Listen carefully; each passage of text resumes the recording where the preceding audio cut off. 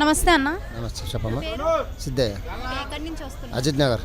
సంక్షేమ పథకాలు అందుతున్నాయమ్మా? ప్రతి నాకు రుణమాఫీ అయింది, రైతు బంధు కూడా వచ్చింది. ఎంత అయింది రుణమాఫీ? 85,000 అయింది. ఓకే, రైతు భరోసా ఎంత పడింది? 12,000 పడ్డాయి నాకు 2 ఎకరాలు. ఓకే, సన్న బియ్యం వస్తున్నాయమ్మా? వచ్చినాయి.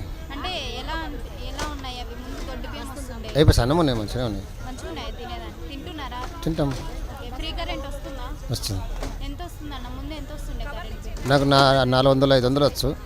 ఇప్పుడు ఫ్రీరే వచ్చింది. ఫ్రీ అయిపోయింది. ఓకే, మహిళలకి ఫ్రీ బస్ పెట్టారు. ఇంట్లో వాళ్ళు మంచిగా ప్రయాణిస్తున్నారా?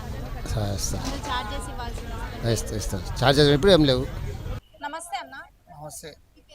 శ్రీనివాస్, నారెడ్డిగూడెం, మొయినాబాద్ మండల్, రంగారెడ్డి డిస్ట్రిక్ట్.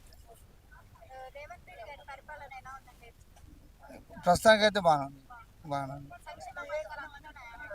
అంత సన్న బియ్యం వచ్చినాయి, మంచిగా ఉన్నాయి. బియ్యం మంచిగా ఉన్నాయి, తింటున్నాం. ఫ్రీ కరెంట్ వస్తుంది.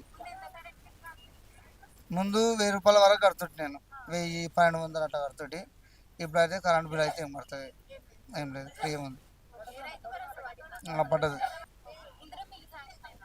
నేను అప్లై చేసుకోలేదు. మా ఊళ్ళో బాగానే వచ్చిన అందరికి వచ్చాయి. వచ్చిన వాళ్ళు కూడా దాన్ని కట్టుకుంటున్నారు.